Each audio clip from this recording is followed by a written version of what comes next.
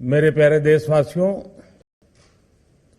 आप सभी को क्रिसमस की शुभकामनाएं। हम इस वर्ष के अंतिम सप्ताह में हैं। 2022 बस आने ही वाला है। आप सभी 2022 के स्वागत की तैयारी में जुटे हैं, लेकिन उत्साह और उमंग के साथ ही ये समय सचेत रहने का भी है। आज दुनिया के कई देशों में कोरोना के नए वेरिएंट ओमिक्रॉन की वजह से संक्रमण बढ़ रहा है। भारत में भी कई लोगों के ओमिक्रॉन से संक्रमित होने का पता चला है। मैं आप सभी से आग्रह करूंगा कि पैनिक न करें। हां, सावधान रहें, सतर्क रहें, मास्क उसका भरपूर उपयोग करें और हाथों को थोड़ी थोड़ी देर पर धुलना, इन बातों को हमें भूलना नहीं है।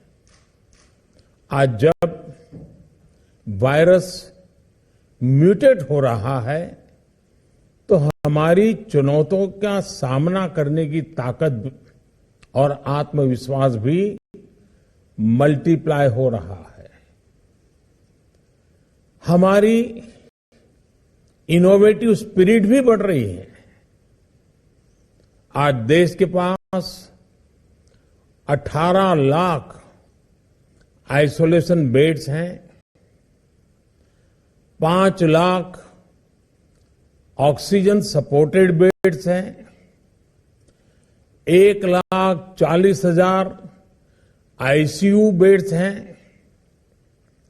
आईसीयू और नॉन आईसीयू बेड्स को मिला दें तो 90,000 बेड्स विशेष तौर पर बच्चों के लिए भी हैं। आज देश में 3,000 से ज्यादा पीएसए ऑक्सीजन प्लांट्स काम कर रहे हैं। 4 लाख ऑक्सीजन सिलेंडर्स देश भर में दिए गए हैं। राज्यों को जरूरी दवाओं की बफर डोज तैयार करने में सहायता की जा रही है। उन्हें पर्याप्त टेस्टिंग किट्स भी मुहैया कराई जा रही है। साथियों, कोरोना वैश्विक महामारी से लड़ाई का अब तक का अनुभव यही बताता है कि व्यक्तिगत स्तर पर सभी दिशा निर्देशों का पालन कोरोना से मुकाबले का बहुत बड़ा हथियार है। और दूसरा हथियार है वैक्सीनेशन। हमारे देश ने भी इस बीमारी की गंभीरता को समझते हुए बहुत पहले वैक्सीन निर्माण पर मिशन मोड में काम करना शुरू कर दिया था। वैक्सीन पर रिसर्च के साथ साथ ही approval processes, supply chain, distribution, training, IT support system, certification पर भी हमने निरंतर काम किया। इन तैयारियों का ही नतीजा था कि भारत ने इस साल 16 जनवरी से अपने नागरिकों को वैक्सीन देना शुरू कर दिया था। ये देश के सभी नागरिकों का सामूहिक प्रयास और सामूहिक इच्छा शक्ति है कि आज भारत 141 करोड़ वैक्सीन डोज के अभूतपूर्व और बहुत मुश्किल लक्ष्य को पार कर चुका है। आज भारत की वयस्क जनसंख्या में से 61% से ज्यादा जनसंख्या को वैक्सीन की दोनों डोज लग चुकी है।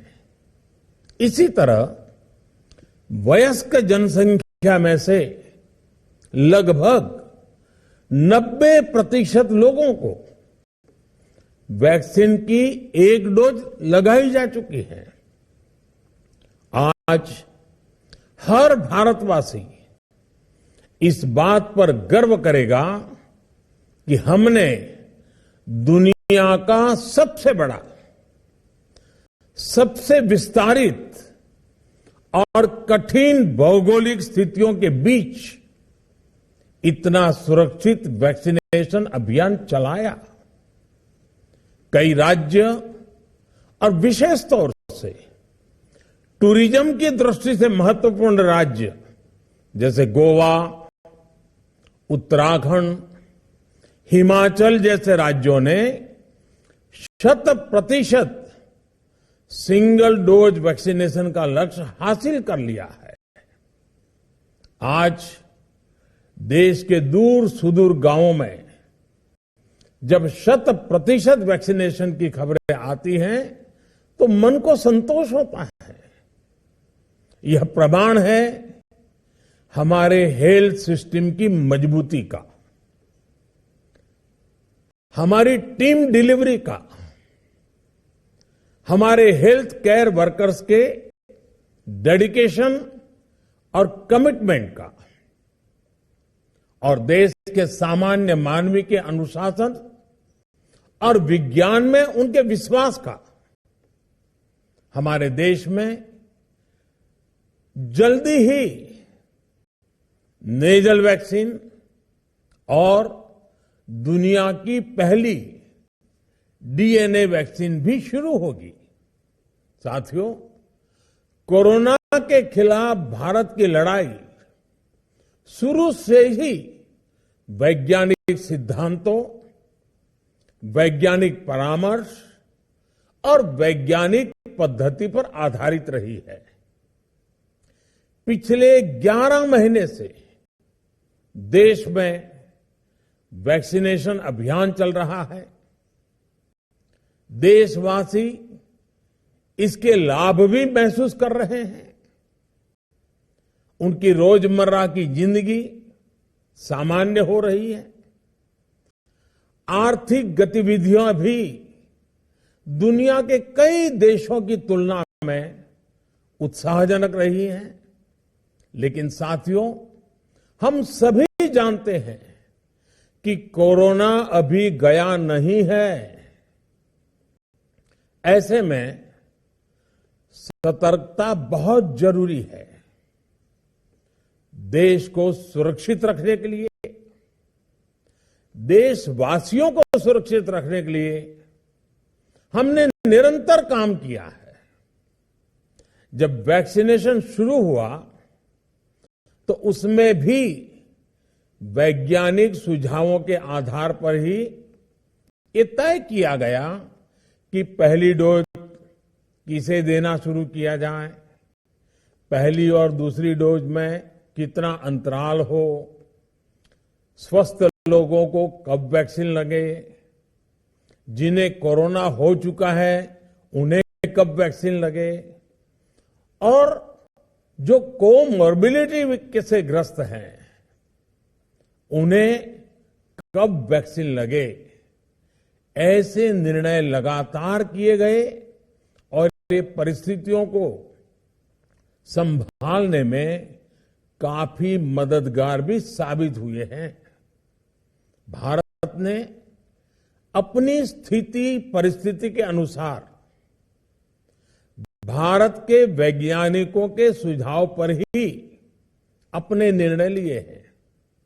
वर्तमान में ओमिक्रॉन की चर्चा जोरों पर चल रही है। विश्व में इसके अनुभव भी अलग अलग है, अनुमान भी अलग अलग है।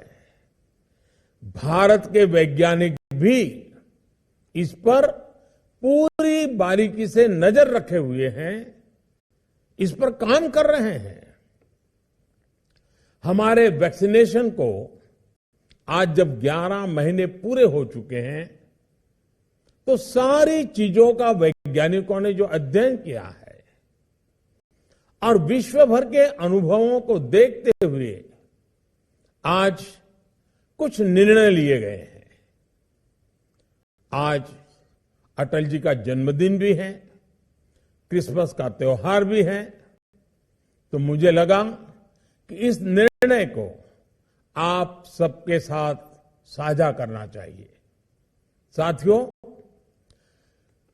15 साल से 18 साल की आयु के बीच के जो बच्चे हैं, अब उनके लिए देश में वैक्सीनेशन प्रारंभ होगा। 2022 में 3 जनवरी को सोमवार के दिन से इसकी शुरुआत की जाएगी। ये फैसला कोरोना के खिलाफ देश की लड़ाई को तो मजबूत करेगा ही, स्कूल कॉलेजों में जा रहे हमारे बच्चों की और उनके माता पिता की चिंता भी कम करेगा। साथियों, हम सबका अनुभव है कि जो कोरोना वॉरियर्स हैं, हेल्थ केयर और फ्रंटलाइन वर्कर्स हैं, इस लड़ाई में देश को सुरक्षित रखने में उनका बहुत बड़ा योगदान है। वो आज भी कोरोना के मरीजों की सेवा में अपना बहुत समय बिताते हैं। इसलिए प्रिकॉशन की दृष्टि से सरकार ने निर्णय लिया है कि हेल्थ केयर और फ्रंटलाइन वर्कर्स को वैक्सीन की प्रिकॉशन डोज भी प्रारंभ की जाए। इसकी शुरुआत 2022 में 10 जनवरी सोमवार के दिन से की जाएगी। साथियों, कोरोना वैक्सीन का अब तक का ये भी अनुभव है कि जो अधिक आयु वाले हैं और पहले से ही किसी न किसी गंभीर बीमारी से पीड़ित है, उन्हें प्रिकॉशन लेना सलाह योग्य है। इसको ध्यान में रखते हुए 60 वर्ष से ऊपर की आयु के कोमॉर्बिडिटी वाले नागरिकों को उनके डॉक्टर की सलाह पर वैक्सीन की प्रिकॉशन डोज का विकल्प उनके लिए उपलब्ध होगा। ये भी 10 जनवरी से प्रारंभ होगा। साथियों, मेरा एक आग्रह है कि अफवाह, भ्रम और डर पैदा करने के जो प्रयास चल रहे हैं, उनसे बचना चाहिए। हम सभी देशवासियों ने मिलकर अब तक दुनिया का सबसे बड़ा वैक्सीनेशन अभियान चलाया है। आने वाले समय में हमें इसको और गति देनी है और विस्तार देना है। हम सभी के प्रयास ही कोरोना के खिलाफ इस लड़ाई में देश को मजबूत करेंगे। आप सबका बहुत बहुत धन्यवाद।